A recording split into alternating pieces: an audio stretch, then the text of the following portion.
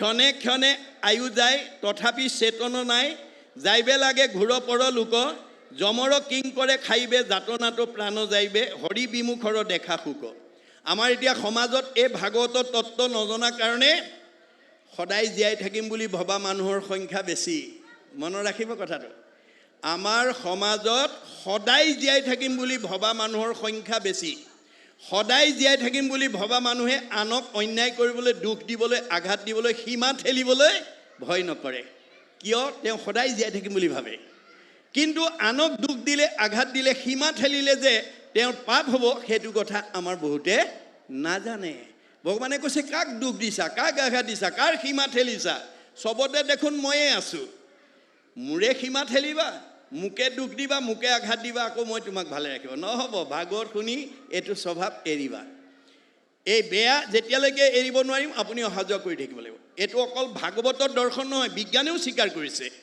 আমাৰ পৃথিৱীৰ উপৰিভাগত যি বায়ুমণ্ডল আছে বিজ্ঞানে তাক ঘনত্বৰ ওপৰত নিৰ্ভৰ কৰি প্ৰধানকৈ তিনিটা স্তৰত ভাগ কৰি দেখুৱাইছে টপস্ফিয়াৰ টেট্ৰস্ফিয়াৰ আইনস্ফিয়াৰক আটাইতকৈ ওপৰৰ স্তৰ বৈতৰণী নদী বুলি কল্পনা কৰা হৈছে ভাগৱত শুনা জীৱ ইমান নিৰ্মল হ'ব প্ৰয়াণৰ লগে লগে ৰকেটৰ দৰে তিনিটা লেয়াৰ ভেদ কৰি 14 ব্ৰহ্মাণ্ডৰ বাহিৰত ভকতৰ কাৰণে শুদ্ধ জীৱৰ কাৰণে নিৰ্মাণ কৰা বৈকুণ্ঠত অৱস্থান কৰিব আৰু ঘূৰি আহিব নালাগে দেই মনত ৰাখিব ভাগৱত শুনিবলৈ কিয় আহিব লাগে জন্ম ৰহিত হ'বৰ কাৰণে ভাগৱত নুশুনা জীৱ এই তিনিটা লেয়াৰ ভিতৰত ঘূৰি থাকিব আপুনি যিমান দামী কাপোৰেই নিপিন্ধক মলি পৰিবই মলি গুচাবলৈ চাবোন চাৰ্ফ ব্যৱহাৰ কৰিবই লাগিব মই দামী কাপোৰ পিন্ধিছোঁ বুলি যদি চাবোন চাৰ্ফ ব্যৱহাৰ নকৰে দামী কাপোৰখনৰ পৰা মলি নিজে আঁতৰ নহয় মই পৰমানন্দ প্ৰাথমিকৰ মোৰ আটাইতকৈ ধনী মই আটাইতকৈ জ্ঞানী মই আটাইতকৈ বুদ্ধিমন্ত মই আটাইতকৈ সম্পদশালী বুলি যদি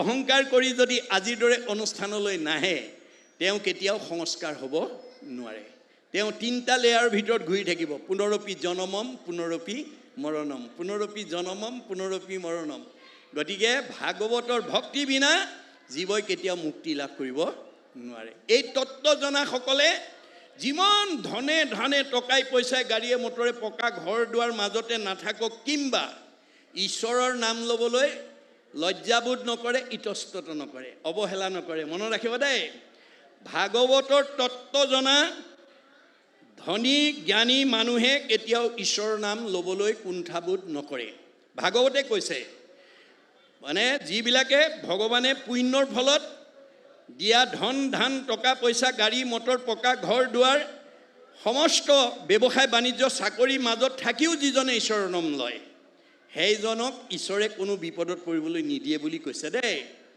অসম্পদ কালত যিজনে ভজয় ঈশ্বৰক নিষ্ঠ কৰি তাৰ অমংগল সকলে গুচয় তাক ৰক্ষা কৰে হৰি সকলো থাকোঁতেও যি ঈশ্বৰ নাম লয় সেইজনক ভগৱন্তই কোনো বিপদত পৰিবলৈ নিদিয়ে কিন্তু ভাগৱতৰ এই দৰ্শনটো নজনাৰ কাৰণে আমাৰ স্বাভাৱিকতে কি হয় ধন ধান টকা পইচা গাড়ী মটৰ পকা ঘৰ দুৱাৰ চাকৰি বাকৰি ব্যৱসায় বাণিজ্য হ'লে আমাৰ বহুত মানুহ নামঘৰলৈ নহা হয় ভকতৰ সংগলৈ নহা হয় ঈশ্বৰৰ কথা নোকোৱা আৰু নুশুনা হয় ভগৱানে কৈছে তাকো মই শুনিবলৈ আৰু মোক ক'বলৈ বাধ্য কৰাই দিম কেনেকৈ এনেকুৱা এটা বেমাৰ দি দিম যিটো ডাক্তৰৰ চিকিৎসা কৰিও ভাল নোহোৱা হ'ব সেইদিনা কিন্তু সি মোক মাতিবলৈ বাধ্য হ'ব কি বুলি পাৰ কৰা ৰঘুনাথ সংসাৰ সাগৰে আমাৰ এতিয়া বহুত মানুহে ভগৱানক কেতিয়া বিচাৰে যেতিয়া ঘৰত বিপদ হয় পৰিয়ালত বিপদ হয় তেতিয়া ভগৱানক বিচাৰে কিন্তু সম্পদত নিবিচাৰে আমাৰ ভাগৱতে কৈছে ভগৱানে কৈছে বিপদত পৰি মোৰ নাম লোৱাজনক মই ভাল পাওঁ বুলি কোন শাস্ত্ৰত কোৱা আছে আপদ কালত ত্ৰাহি ত্ৰাহিবলৈ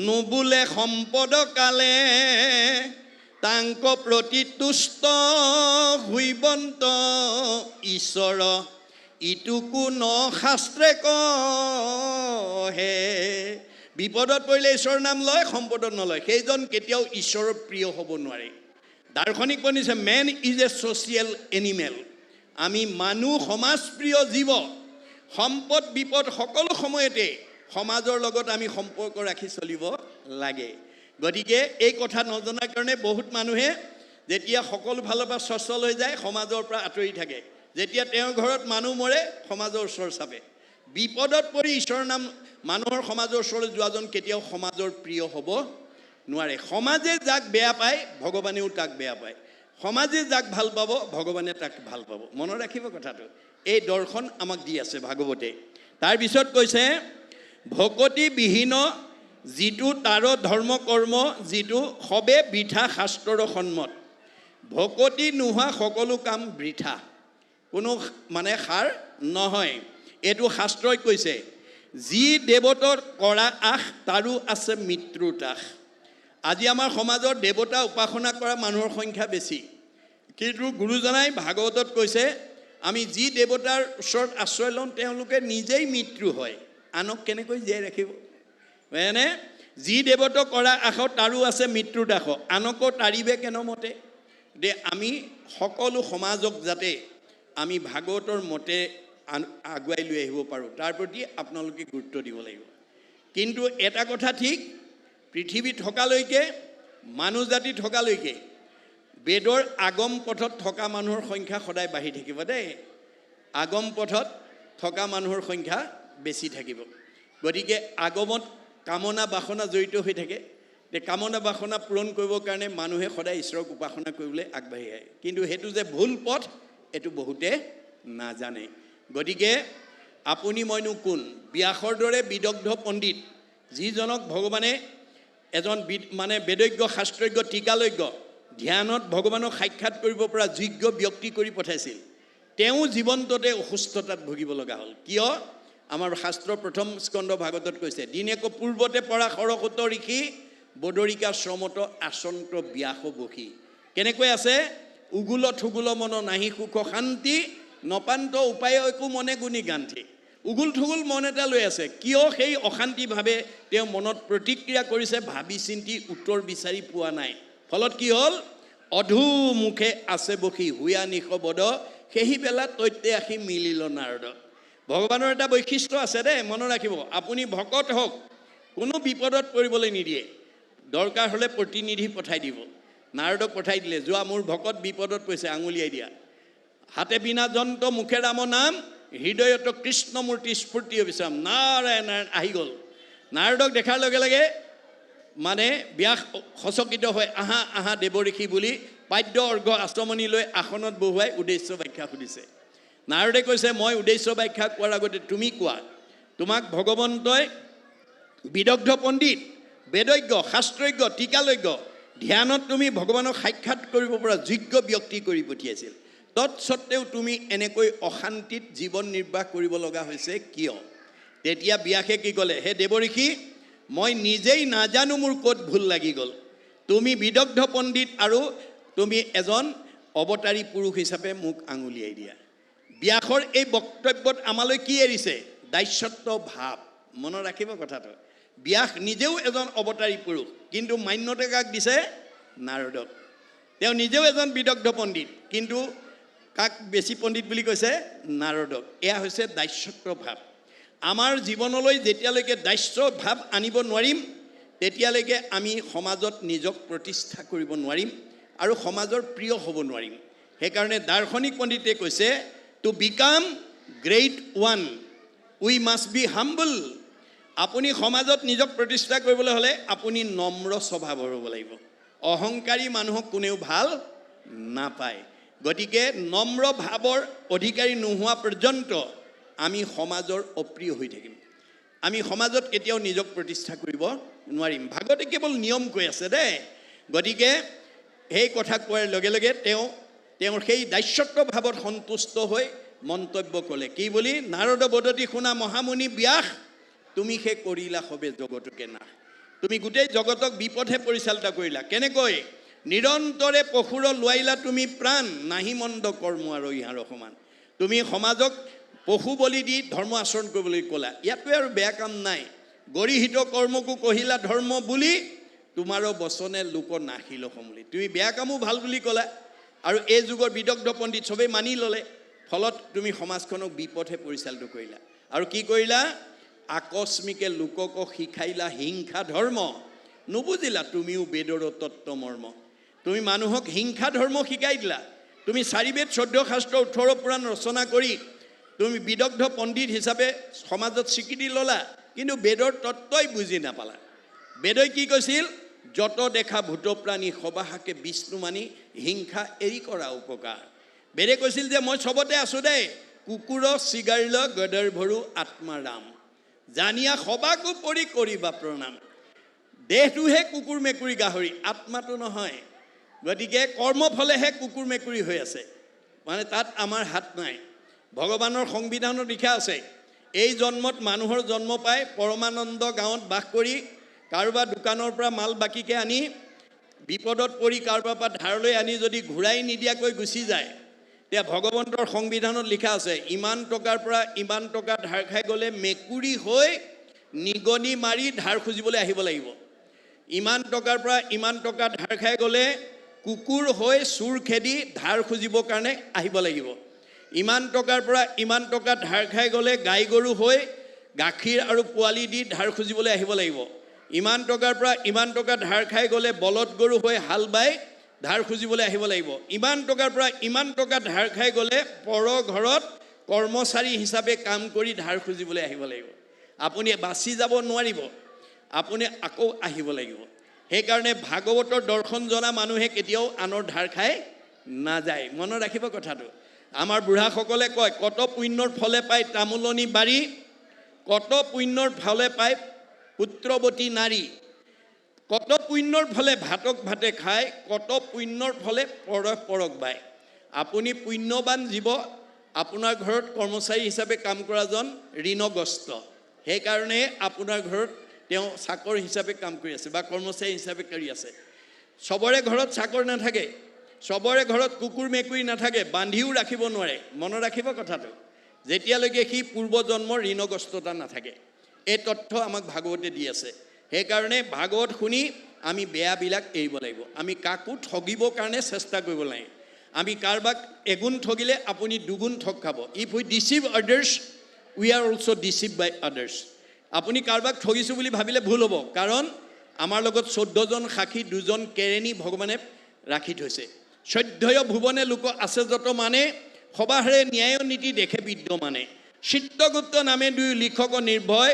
সবাহাৰে পাপ পুণ্য তেৰেজ কৰয় গুপুত পাপক গুপ্ত লিখকে লিখয় দেখা মানে পাপ চিত্ৰ লিখন্ত নিশ্চয় 14জন সাক্ষীতাৰ থাকয় লগত ভান্দিবে নোৱাৰে পাপ পুণ্য আছে যত আপুনি ৰাতিপুৱা শুই উঠাৰ পৰা গধূলা খোৱালৈকে জন্মৰ পৰা মৃত্যুলৈকে কিমান আনক উপকাৰ কৰি পুণ্য অৰ্জন কৰিছে কিমান আনক হিংসা কৰি পাপ অৰ্জন কৰিছে সব লিপিবদ্ধ হৈ থাকিব দেই হয়নে আজিৰ দৰে কিমান কৃষ্ণ কথা শুনি পুণ্য অৰ্জন কৰিছে আৰু কিমান গ্ৰাম্য কথা পাতি পাপ অৰ্জন কৰিছে সেইবোৰ সব লিখা থাকিব চিত্তগুপ্ত নামৰ 2জন কেৰণী আছে 14জন সাক্ষী আছে চকুৰ লগত সূৰ্য দেৱতা কাণৰ লগত দগদিকপাল নাকৰ লগত অশ্বিনী কুমাৰ মুখৰ লগত অগ্নি দেৱতা জিভাৰ লগত বৰুণ দেৱতা ছালৰ লগত বায়ু দেৱতা হাতৰ লগত ইন্দ্ৰ দেৱতা ভৰিৰ লগত বিষ্ণু দেৱতা আমাৰ ভৰিত বিষ্ণু থাকে কাৰণে আমি ভৰিত সেৱা কৰোঁ গুহ্যৰ লগত মিত্ৰ দেৱতা লিংগৰ লগত প্ৰজাপতি বুদ্ধিৰ লগত ব্ৰহ্মা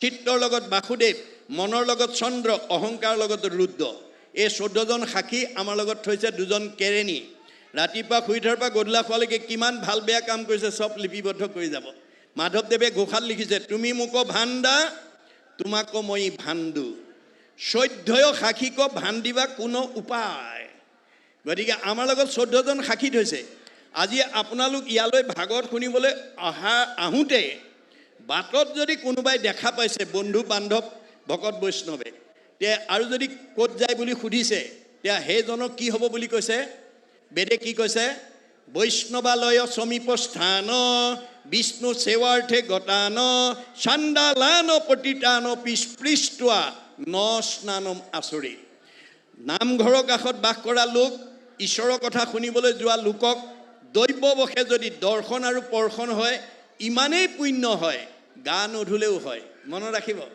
আজি আপোনালোকে ঈশ্বৰৰ কথা শুনিবলৈ অহাজনক দৰ্শন কৰিলে দৰ্শন কৰাজনক গা নধুলেও হয় ইমান পুণ্য আৰু আপুনি যদি আহি ইয়াত ঈশ্বৰৰ কথা শুনাৰ পৰা অন্যমনস্ক হৈ থাকে, তেতিয়াহ'লে 100 নম্বৰ নেপাবও পাৰে।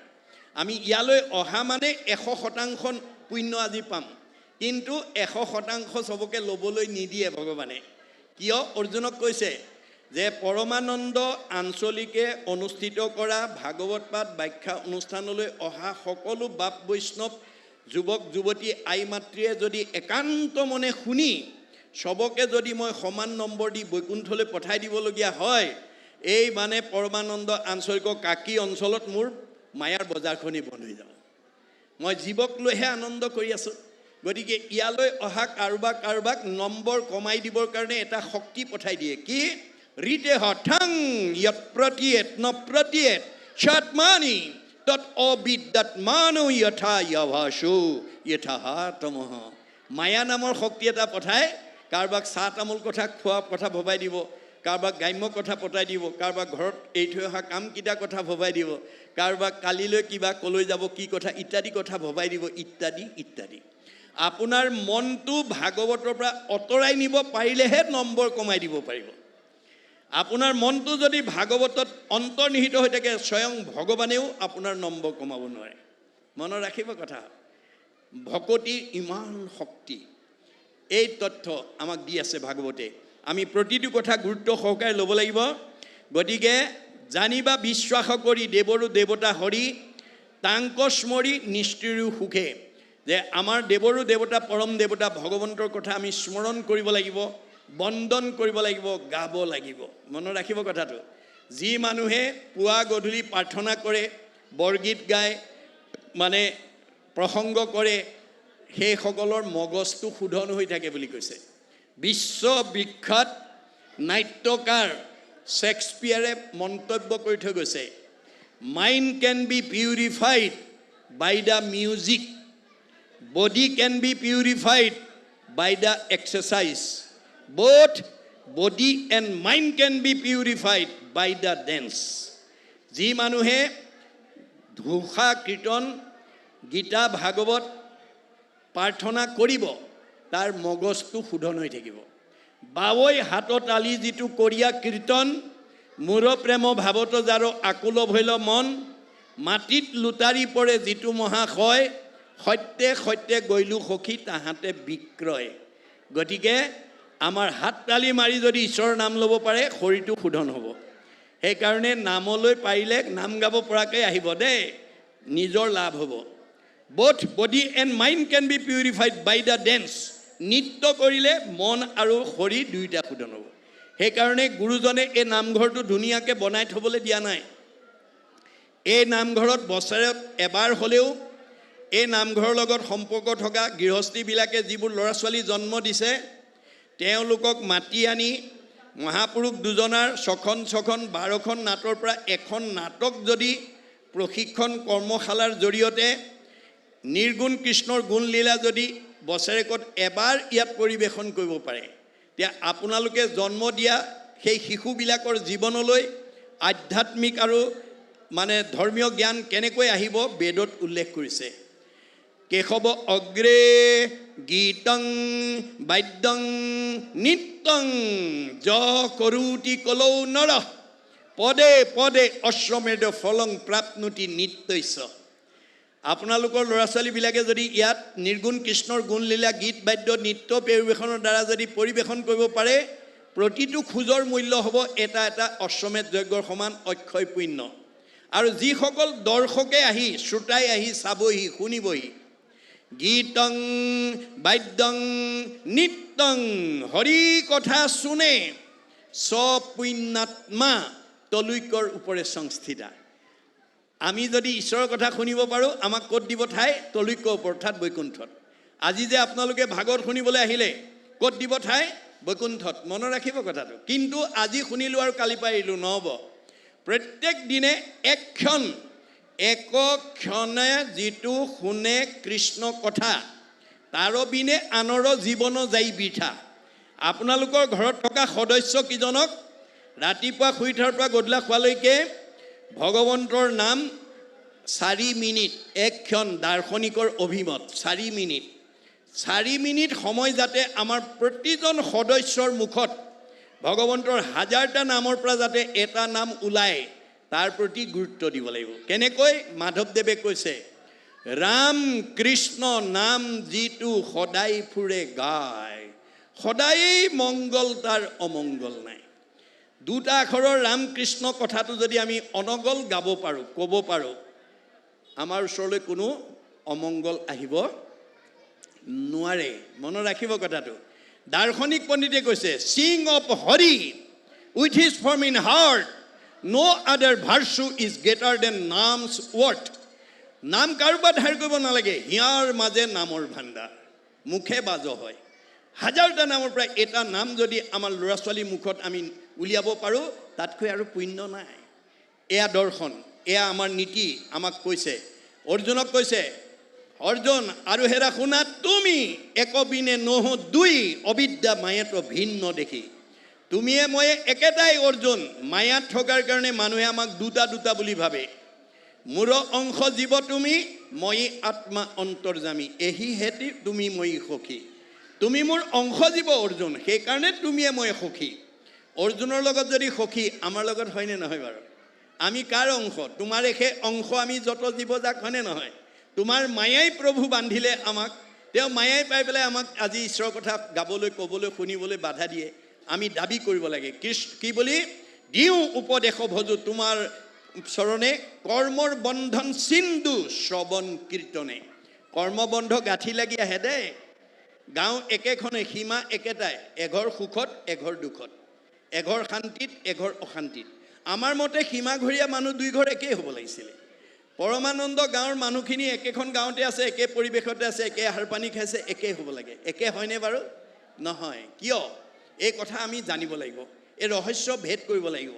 এই ৰহস্য ভেদ কৰিব নজনাৰ কাৰণেই আমাৰ সমাজত ইজনে সিজনক হিংসা কৰে, ইজনে সিজনক দুখ দিবৰ কাৰণে চেষ্টা কৰে। গতিকে এই ৰহস্য যিদিনাখন ভেদ কৰিব, সেইদিনাখন আমাৰ মাজত আৰু এই হিংসা খিয়াল বস্তুটো নাইকিয়া হৈ যাব। কাক হিংসা কৰিব? চবতে ভগৱান আছে, আমি মাত্ৰ কৰ্মফল ভোগ কৰি আছোঁ। কৰ্মফল। আজি পৰমানন্দ গাঁৱলৈ যি বেছি পুণ্য লৈ আহিছে, সি চবতকৈ ওপৰত থাকিব। মধ্যম পুণ্য লৈ অহাজন মধ্যমত থাকিব, কম পুণ্য লৈ অহাজন কমত থাকিব। আপোনাৰ প্ৰাৰব্ধ পুণ্যৰ অনুপাতেহে আৰব্ধত আপোনাক প্ৰতিষ্ঠা কৰিব, আৰু আৰব্ধত কৰা পুণ্য ফলটোৱে অনাৰব্ধলৈ লৈ যাব। সেইকাৰণে গুৰুজনে কৈছে, নকৰিও জন্ম বৃথা, শুনা ইটো কৃষ্ণ কথা, ফুৰা ৰাম নাম গলে বান্ধি, ঐত আয়ু পাত ভৈলে, ঘূৰ পৰ লোকে গলে, আকে লাগি মৰিবাহা কান্দি। আজিৰ তাৰিখত যিটো ধন আমি লগত নিব লাগিছিল, আমি যদি আজি বিভিন্ন কাৰণ দেখুৱাই নাহোঁ, আমাৰ জীৱটোৱে আজি তাৰিখত নিবলগীয়া ধনটো অভাৱত পিছৰ জন্মত কান্দিবগৈ লাগিব। এই কান্দোন আমাৰ মাজত চলি আছে দেই। দুখৰহে বৈষম্যতা আছে, সুখৰ বৈষম্যতা নাই। সুখ চবৰে একে বুলি কৈছে। অকল পৰমানন্দ গাঁৱেই নহয়, পৃথিৱীত যিমান সুখী মানুহ আছে, all happy families R alike বুলি কৈছে দাৰ্শনিক পণ্ডিতে।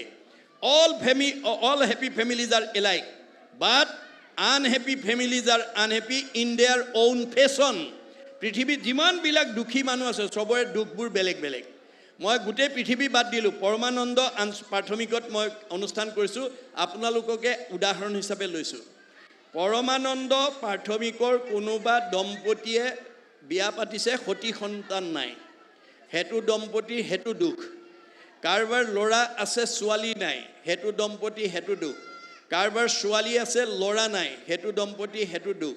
কাৰোবাৰ স্বামী স্ত্ৰীৰ মাজত মনোমালিন্য, সেইটো পৰিয়ালৰ সেইটো দুখ। কাৰোবাৰ শাহু বোৱাৰীৰ মাজত মনোমালিন্য, সেইটো পৰিয়ালৰ সেইটো দুখ। কাৰোবাৰ ককাই ভাইৰ মাজত মিলা প্ৰীতি নাই, সেইটো পৰিয়ালৰ সেইটো দুখ। কাৰোবাৰ চব আছে, শৰীৰত বেমাৰ আছে, সেইটো পৰিয়ালৰ সেইটো দুখ, ইত্যাদি ইত্যাদি। গাঁও একেখন, সীমা একেটাই, দুখবোৰ বেলেগ বেলেগ। ক'ৰ পৰা আহিলে? প্ৰাৰব্ধ। মনত ৰাখিবা দেই। পূৰ্বজন্মৰ বাসনাবিলাক কৰ্মবন্ধ হিচাপে জীৱৰ লগত গাঁঠি লাগি আহে। ভাগৱত শুনাৰ লগে লগে ভিদ্যতে হৃদয় গ্ৰন্থি, সিদ্ধতে সৰ্বসঞ্চয়। গতিকে ভাগৱত শুনাৰ লগে লগে গাঁঠিবিলাক খুলি যাব আৰু সংশয়বিলাক দূৰ হৈ যাব। গতিকে আমাৰ মনৰ সংশয়বিলাক যেতিয়ালৈকে দূৰ কৰিব নোৱাৰিম, তেতিয়ালৈকে আমি সংকীৰ্ণ মনাই হৈ থাকিম। আমাৰ পৰৰ প্ৰতি মানে শংকা, সন্দেহ ইত্যাদি কিছুমান সংকীৰ্ণভাৱে আমাৰ মনত প্ৰতিক্ৰিয়া কৰি থাকিব। কিন্তু ভাগৱত শুনাৰ লগে লগে সেইবিলাকৰ পৰা আমি নিজক মুক্ত কৰিব পাৰিম